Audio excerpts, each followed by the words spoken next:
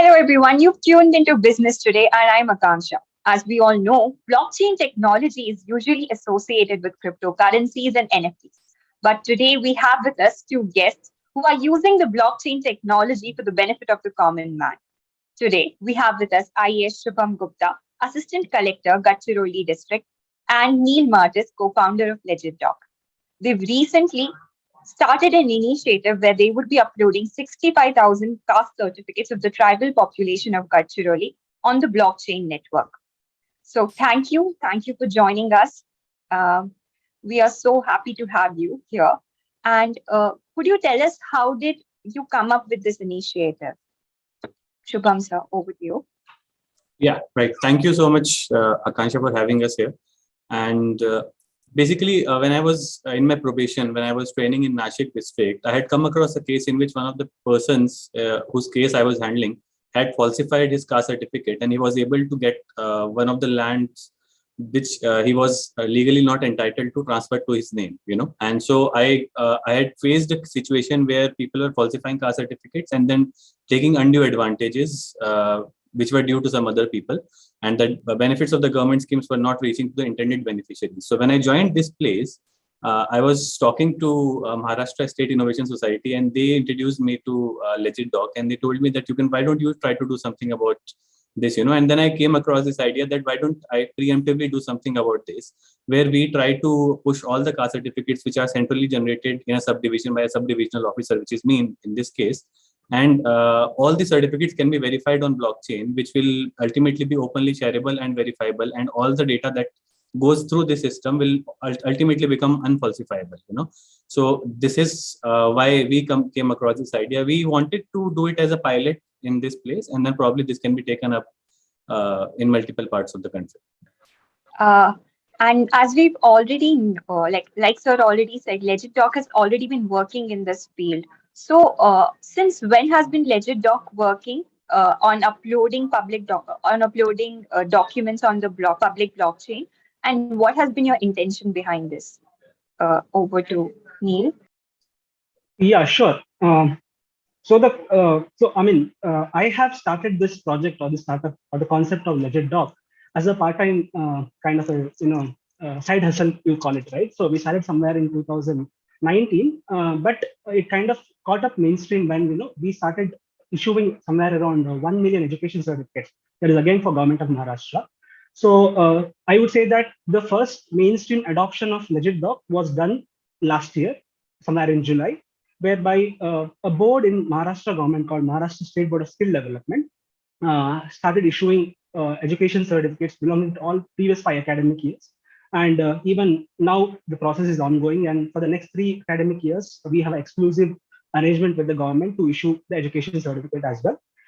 That's where we started kind of on a commercial basis. Then we are working with several universities and even online aggregators, financial institute. And after that, the next major government project, I would say, was with Etapalli under Shubham sir, whereby we have started this process whereby initially we went to the subdivision, understood the process, designed a solution around it. Now we even made a proof of concept, and in the next 2 to 3 months, we'll be issuing 65,000 in the initial 65,000 certificates in the initial phase, and rest of the certificates belonging to the subdivision will be issued.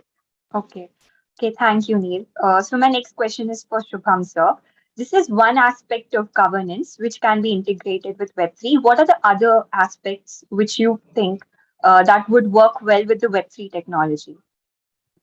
Oh, I mean, the possibilities are actually endless when you're talking about Web3 and governance. And probably e-governance is going to be in the right hands if you start incorporating Web3 concepts with it. For example, just one very simple project of caste certificates which we have done right now. The repercussions, if you start thinking about it, there is a whole office called Caste Validity Committee which exists in the state of Maharashtra. So by just putting these certificates on blockchain, we are completely sort of ruling out the possibility of even having that office, because we ourselves are sort of verifying the certificates and validating them. So this is one area which makes governance much easier, reduces the number of steps that a citizen has to go through. Apart from that, Neil is again working with collectors Gadchiroli on another project about benefit distribution system. We are sort of trying to create a mechanism around there also. So again, Web3, artificial intelligence, ML, there are endless possibilities of how we can make life simpler for the citizens. And probably I would say that we're just starting, not just me, but I'm sure a lot of my colleagues are just starting using Web3 in governance. Okay, thank you, sir. So Neil, could you walk us through how this process of the 65,000 certificates which have been uploaded on the blockchain, how are they going to benefit the tribal people, and how would the third parties verify the certificates, like sir just said?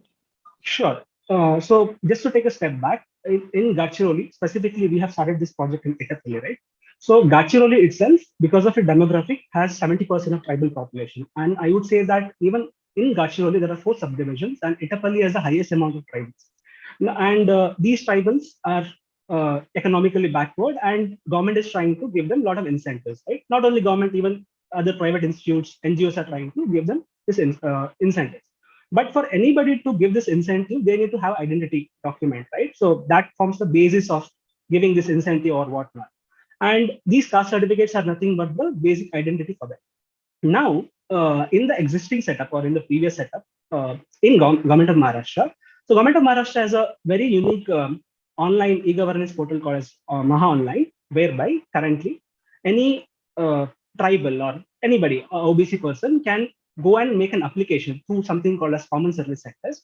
And once the application is made, this particular application is routed across various government officers, and finally on the government of Maharashtra portal itself, this SDO officer, in this case Shubham sir is the SDO of Etapalli, he gets to finally authenticate and issue the document, right? And in the current setup, the documents are kind of authenticated or issued or stamped on using digital signatures of SDO. And these certificates again go back to the common service center. And as you know, first of all, it's a tribal region. There is no digital literacy or very low internet connectivity. I would say that 99 otherwise 100% of the entire population would hold these certificates in printed format, right? Now, this is where the challenge comes. So the moment you take a printout of a digitally signed certificate and you go to somebody else saying that, I'm a tribal, I belong to this caste, give me this incentive. So you cannot easily validate that. Then again, you have to go through the manual process of sending it to the government office. So this kind of friction or this barrier is there. Since this kind of barrier is there for even among government departments, and you can even think of external parties, like education institutes or NGOs, there'll be a huge cycle time for somebody to verify this. So because of this particular barrier, it gives a lot of incentives for people to forge it, because easily that cannot be caught. Now, hereby what we have given mechanism there, right? Without disturbing the existing Mahayati process, the current certificates which are generated, the data is kind of cryptographically anchored on blockchain, and on the certificate itself, we put a special QR code which has certain blockchain proofs in that. And once this is issued to the end users, they can even hold it in a form of printed documents. And parallelly, there is an open verification portal which is built on SDO Etapalli website, government website, whereby either a government department or anybody else, whoever gets this certificate, with just one QR code scan will be able to verify this. And this entirely brings down the scope that is there for forgeries, and within a matter of 10 seconds, instead of waiting for 1 month or 3 months, 3 weeks or something like that, so you reduce this barrier. So this is the immediate benefit that is there for the Gadchiroli citizens. That sounds really great, that instantly people would be able to verify the caste certificates. So now, Shubham sir, there's a question for you. Did you face any kind of resistance from departments? Like you said, a whole department would be non-existent once this, project comes into place in full scale. So did you face any resistance from some departments or bureaucrats or any other third parties when you tried to onboard, when you tried to start this project? I mean, in terms of resistance, one interesting statement somebody told me, I think just a couple of days back, that sitting in a place like Etapalli, you're thinking of implementing technologies like blockchain. That itself is something which sounds foolish in the first instance, but only after you come up with an entire product, people start to think about the possibilities that it brings along. So in the words of somebody, he told me that it is very important that you start doing work like this in places like this, so that the people start thinking or looking at these places like Gadchiroli and Etapalli in a totally different prism, so that is one of the resistances I would say I faced, because people were not really ready to believe that something like this could happen. And only after we could come up with a product, people really started believing us. From the government side, yes, there was some. So this project, I tried to got this project approved. I think after facing two failures, two other offices denied funding for this project because they thought that probably this is again, like I said, this is foolish. So this is not needed. There are other priorities which are immediate as compared to this project. And only after my third attempt, I could get hold of some funds for executing this project. So again, yes. So there were some administrative hurdles, but not in terms of administrative hierarchy. And of course, when I say that a whole office is going to become non-existent, I just meant that one of the functions of that office will become non-existent. And this project is going to change not just not just how the district of Gadchiroli is looked up by people, but also I was just talking to somebody today that when we start putting posters that something like this is going to happen in Etapalli, when the young people, when they come across to the tehsil office or subdivisional office, when they just read the word blockchain, you can't even imagine the kind of multiplier effect it will have on the financial literacy, on the Web3 literacy, and the job opportunities that this will create. So this project is much more than just verifying caste certificates. And so that is my answer. Okay. Thank you, sir. So like sir was just talking about how the Web3 literacy is going to increase in Gadchiroli, and like there's something we've noticed recently because of the new tax regime which has been put forth on cryptocurrencies. There's a lot of resistance from people, especially young people who've invested in cryptocurrencies, etc. So I wanted to ask this question to Neil. Now, since you have a Web3 startup, and many startups are moving abroad, where there are more lenient policies for taxation and more lenient or more welcoming policies for Web3 businesses. Do you think there's going to be a crypto brain drain caused because of the restrictive policies of the government? Yeah, sadly, I would say that yes, that is already happening, and a lot of brain drain has already happened. In fact, quite recently, Sandeep Nainwal, who is the co-founder of Polygon, right?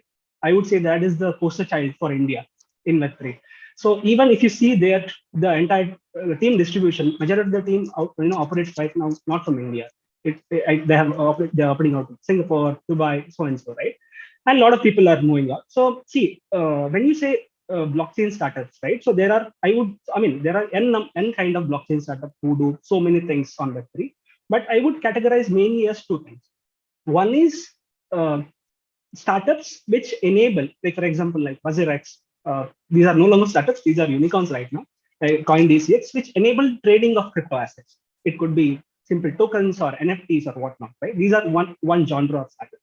The second genre of startups is who use this technology as a base layer and build application on top of it. It could be decentralized applications or kind of a Web2 to Web3 bridge like us, right? Now, with respect to this taxation, so if I try to analyze what is the problem for both the buckets that are here, see, for the first bucket, the problem is immediate, right? So here, these startups, which are kind of enabling this centralized exchanges or whatnot for people to trade it. Now, let's think that I'm a trader, right? I have 1 lakh rupees amount of money. So, okay, let me take a step back. So what is the taxation rule that has been passed currently? So one is for every crypto trade, there will be 1% TDS deduction, and the moment you make profits on every crypto, 30% taxes will be there.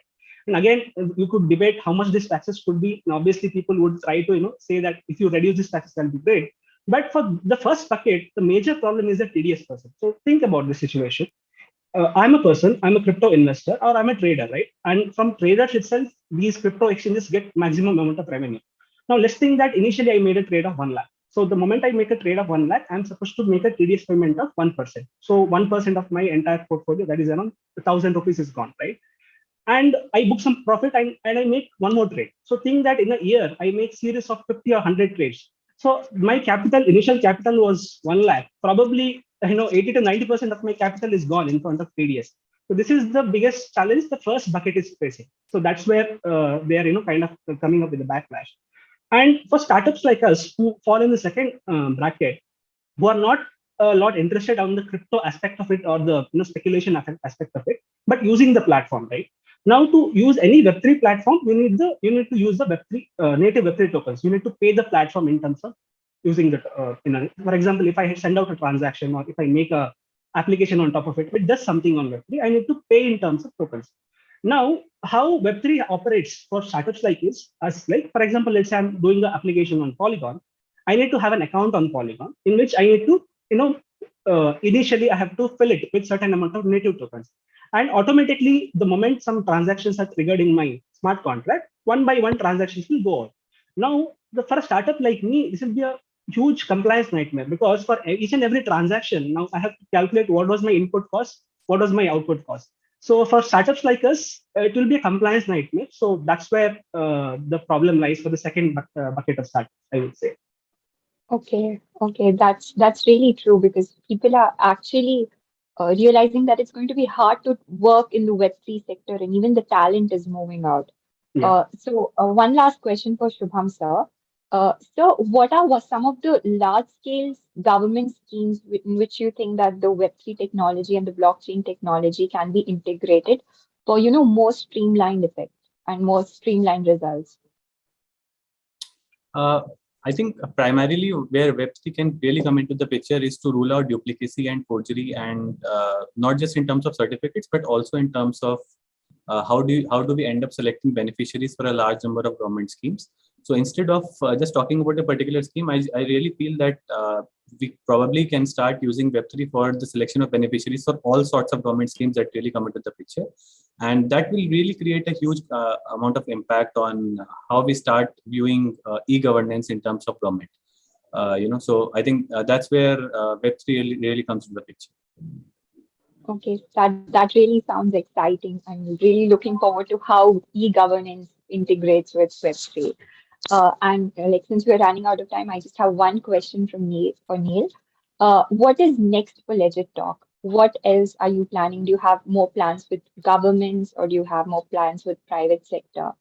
How are you going to go about now in the future? Yeah, sure. So again, Legit Doc is only one of the products that we have. So our company startup name is called Prosper Solutions Private Limited, and currently we have 3 buckets of services. The first one is called Legit Doc, which is nothing but a public blockchain DApp, using which any kind of document issuers can issue it. So if I'm just speaking in terms of Legit Doc, currently we have government customers and even education institute as customers, right? But where I'm seeing the biggest benefit for Legit Doc, or the application for Legit Doc, is obviously the governance sector is the biggest sector, because so let me give you a stat. In India, I would say that nearly, just coming to education certificates, right? Nearly around 9 crore education certificates of significance are issued every year. So these are just education certificates. Now you can think of how many kinds of governance certificates are there, right? So that itself is a huge vertical for us. Now, but even if we forget the public sector, just consider the private sector, for us, the biggest application or where we are trying to now look into is the financial sector, right? Because financial documents are of a lot of importance to banks or insurance sectors or quality agencies, whatnot, right? And so many financial products are built on top of it, such as trade finance and so on. So our next kind of target, or where we are trying to look at, is the banking and financial sector. And I think we are making the right moves in the right direction. So, yeah. Thank you so much for joining us. It was great talking to you, and it was great knowing how Web3 has, real life applications for common people, and how common people can actually benefit from the blockchain technology. And it's not just limited to meme coins or, NFT collectibles. All right. Thank you so much. Thank you so much for joining us. It was great talking to you. Thank you, Aakanksha. Thanks a lot. If you like the video, do like, comment, share and subscribe.